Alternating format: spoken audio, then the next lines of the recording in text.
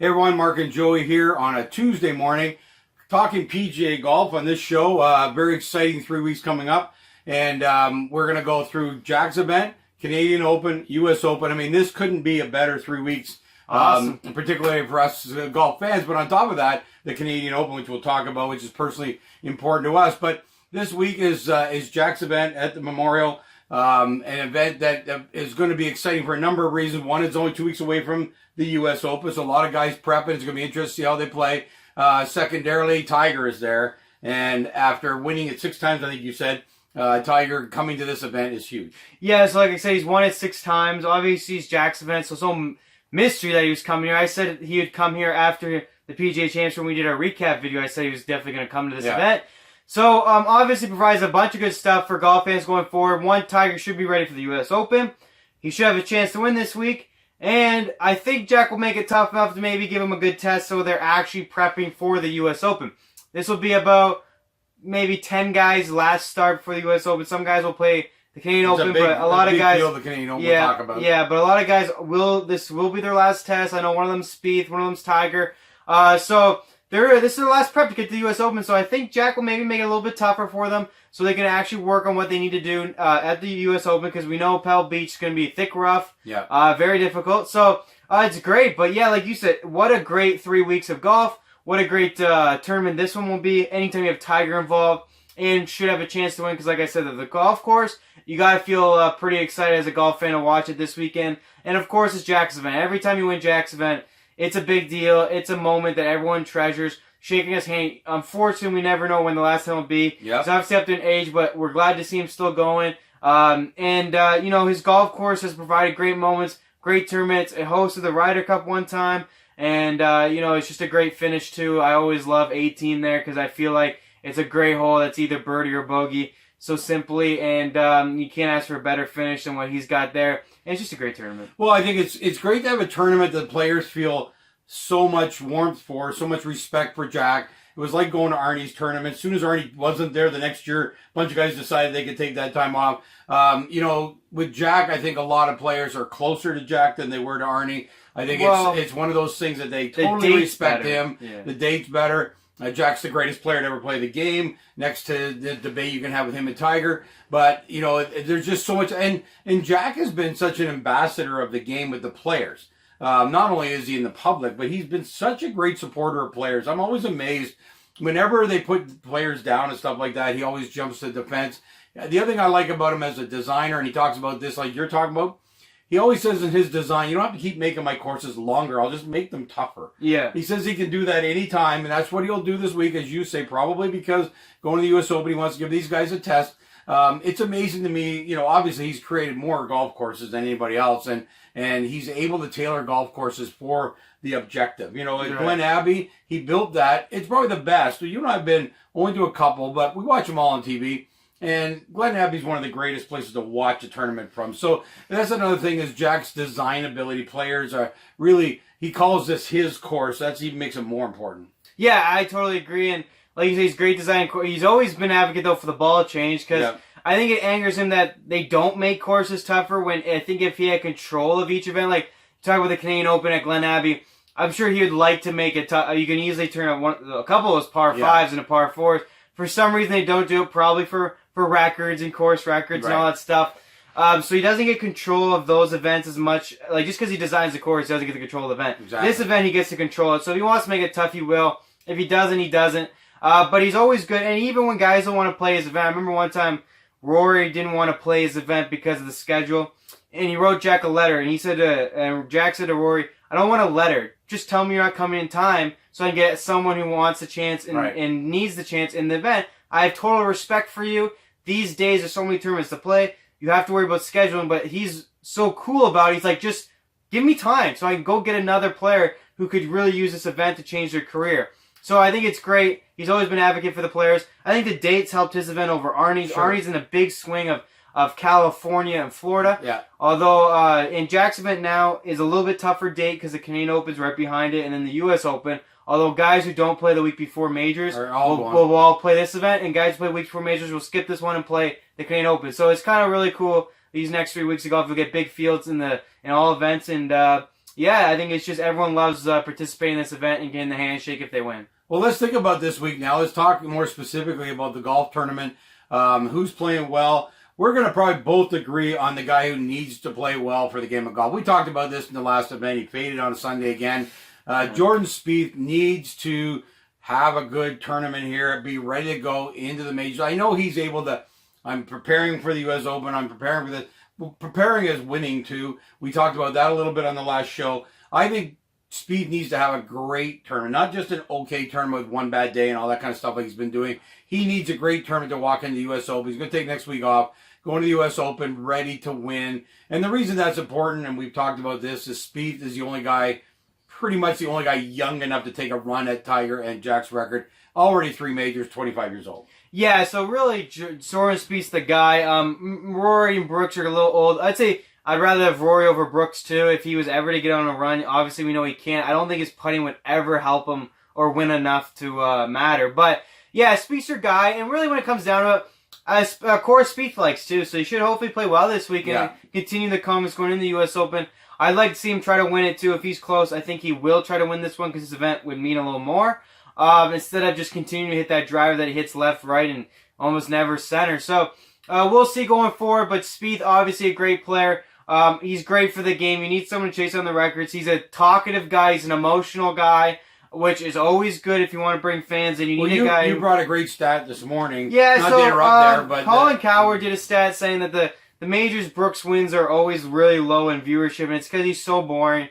And at the end of the day, he's not young enough either to be great, right. So it's not even like he's 22 with that attitude and winning all these events, which would be enough. He's 28 or 9, yeah. And yes, he's great, and he might be one of the greatest ever if he can get to 10-something majors, but you're so boring, and you are 29 at the end of the day, people aren't interested in that. That's why I say a Spieth or Rory is better, but even a Spieth's the best, because he's young, got the majors, and you will see it. He will fist pump, he will get emotional, he'll complain, so that's a guy people like. They like the emotion, they want to be able to connect to you, they want to feel the same energy. And he talks on the microphone during his round. All the time. I mean, he's engaging that way. I think you mentioned that the stats around Brooks when he's leading 50% less than if Tiger that was this leading, week, though. in this particular tournament. Yeah.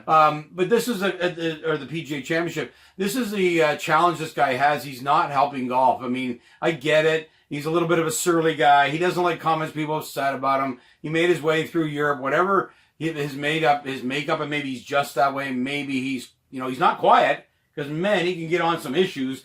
But why doesn't he get on the issue of promoting the game, getting more people involved? That's why I want to see Spieth make this run. I think he'd be tremendous. He's young enough to engage with young fans. Golf is suffering around the world from its numbers. You need someone to inspire. Brooks is not that. So we really want to see Spieth make that run. I think he needs to do it this week. But there's going to be some other guys. Tiger. I mean, can he do it? Yeah, I mean, real quick on Spieth. He does bring the viewership. He was pretty hot commodity when he was well, so it would be good to see him get back. And another reason why it would be good to see him get back, because Tiger is back, and he is playing some great golf this year, and is number 5 in the world now. Yeah, amazing, I doubt you ever thought that was coming. Can he play well this week? I don't think he'll win this week. I think he'll have a good week. I can see a top 25, but he's still going to kick off a little bit of rust, obviously. And then he'll just say, he's prepping for the U.S. Open, which is fine. I think he'll have a good U.S. Open this week. Like I said, I wouldn't expect anything more than top 25. He'll play it. He's one of the guys that will play it like it's a U.S. Open, whether it's built that way or not. He'll try to hit what he feels he'll need to hit at the U.S. Open. I believe he will. So if it's 3 woods at the U.S. Open, he'll hit 3 woods at this tournament, even though it might be okay to hit drivers all over this golf course. He's truly going to use this for prep. That's why I like a top 25 for him. I think if you see that from him, you give him a week at Pebble Beach, a course he's won at so many times. Yeah. Like the Masters, really, as far as playing it a lot. Unlike the Bethpage, people go, he played Bethpage a lot. That's like 4 or 5 times. He's played Pebble Beach a gazillion times. It's like the Masters to him. He should have an advantage. So it's like a home course. I'd like to see a top 25. I'd feel very confident going to U.S. Open if he could do that this week. And then you give him a week of practice there. And hopefully what would be the all-time greatest thing in golf, Spieth could win, and then you have Tiger and Spieth kind of going at it for maybe a few more years. Hopefully Tiger can last till maybe 50. It'd be awesome. And, it should be exciting going forward. But we need those two guys to play well. As far as Tiger goes, like I said, don't bet him to win. top 25. I'm all about it, and I think he'll have a great U.S. Open.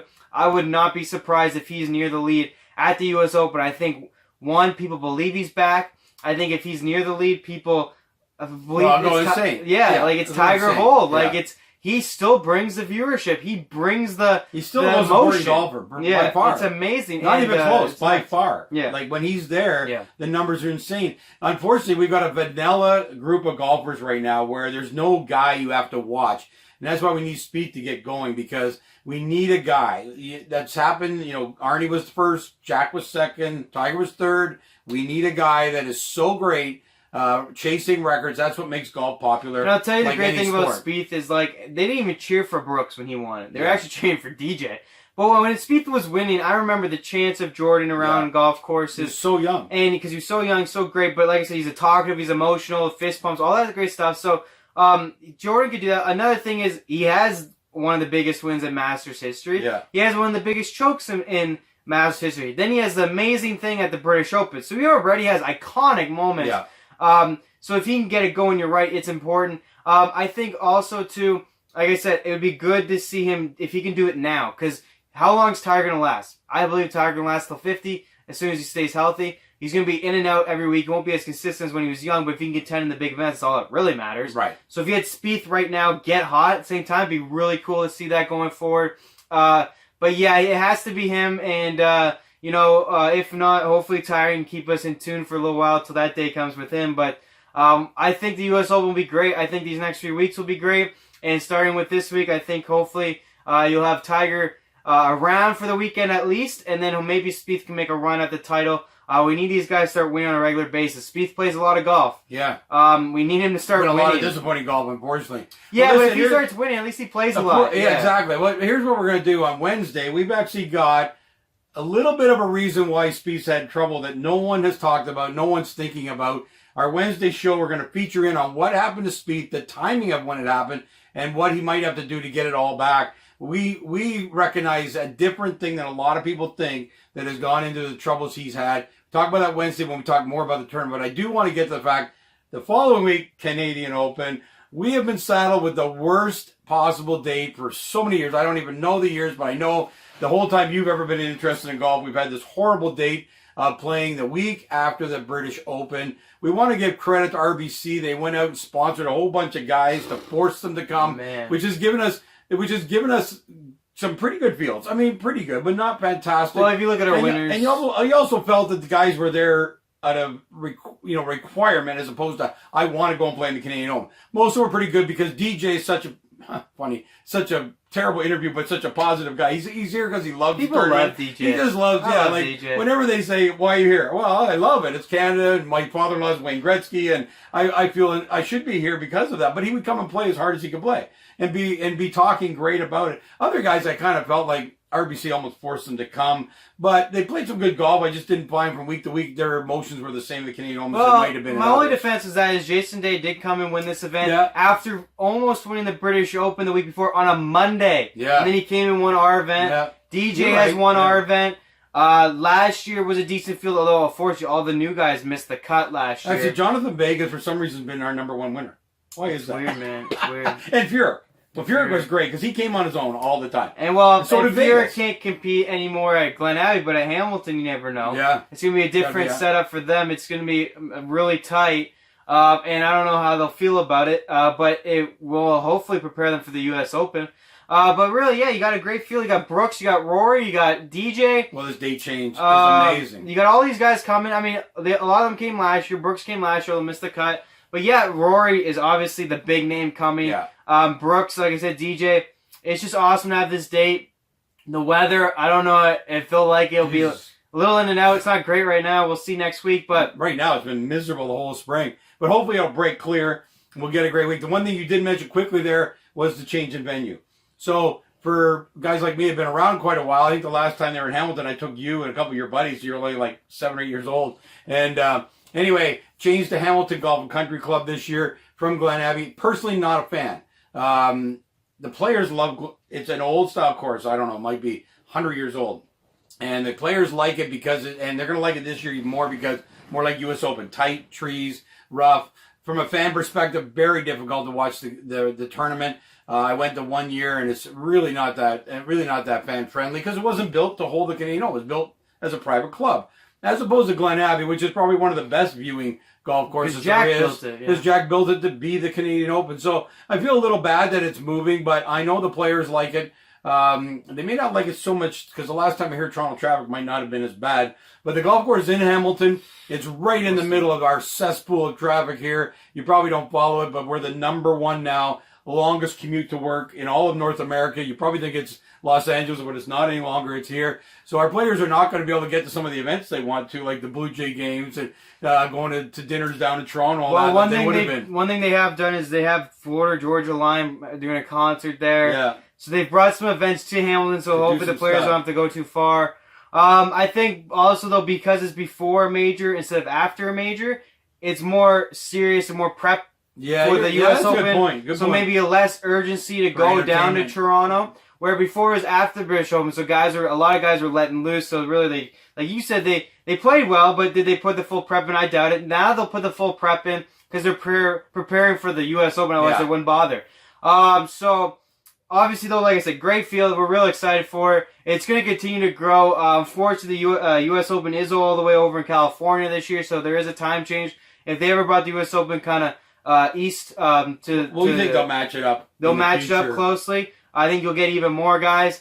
Because they've got to get the PGA to the West Coast. I mean, they got lucky with weather in New York this year, but they've got to get the PGA to the West Coast at that time of year, which I think moves the U.S. Open this way. They will because, like, next year the PGA Championship's in San Francisco. Yeah. And then obviously you got we're the first stage of a cup that no one really talks about, which they maybe should talk about a little bit more. If you win all 3 Opens, the cup that only Tiger wins and Lee Trevino. Yeah, we should do something detailed on that. We'll tap in on that when we get closer to the Canadian Open. That's next week, not this week to confuse you. So, great set of events. We're excited for our own event. And then the U.S. Open. I mean, 3 weeks of genius golf. Got to give credit to the commissioner. He has done a fantastic job. I don't think I've heard anybody negative about the new schedule, except the normal whining players. But the odd player says it's condensed.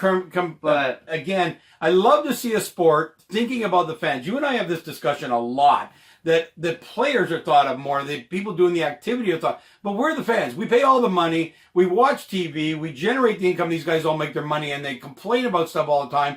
I just want to slap them because it's about us. The commissioner's come in, and he has made a golf schedule that is about the golf fanatic. I mean, every week now, we're prepping for a major. We're going to be going into Ryder Cup at the end. We're going to go into, FedEx Cup at the end. Like, really, when you think of the golf schedule now, it's amazing. It's amazing, and a big risk that he took, and good for him. He really realized that we would rather watch football than golf. And so he's getting golf over with before football. And he brings all the majors together when sports aren't really popping right now. There's not much else going on. So with a good leaderboard, with a close finish, you should have a good amount of viewership and audience. So, no, it's awesome. I'm real excited about it. Like I was shocked to hear that the U.S. Open is only a couple weeks away. And the events leading up to the U.S. Open are 3 great events that I'm going to watch. So one day I hope to be playing in them. That would be the real great moment. But it will be great to be able to turn TV on Sunday and watch the end of these great fields and these great events. And hopefully we get the guy we want to win. And one of them being our nation's event, our country's event, is obviously exciting for us. So it matters again because we really are now contributing as well, not only to a major now. Yeah, to a major as the vet's contributing, but we have quite a few players out there now. Right. I'm glad we're finally getting our event up. At the same time, we get more of us up on the tour. There's going to be about 9 of us next year, 10 Canadians next year. That's going to be a record high. And at the same time, our event's on the way up. So it's great for Canada all the way around. We should be real excited about it. And it's going to be a fun 3 weeks here in golf. Yeah, I agree 100%. And hopefully we're going to see a Canadian win the Canadian Open, but we're hoping they wait a couple years too. You're right. Yeah, hopefully it's me. Yeah, so no one needs to rush for that one. But we'll talk about that. We'll talk about the Canadians next week and get a little bit this of a feature. This week it's the Jack's event, the Memorial. Tiger Woods is teeing it up. Get ready. Should be a fun weekend in Ohio. Yeah, and we're gonna be back. We're gonna be back on Wednesday to tee up the weekly show, and we'll give you some inside information then. But otherwise, enjoy your day, and we'll be back Wednesday morning to talk about the Memorial.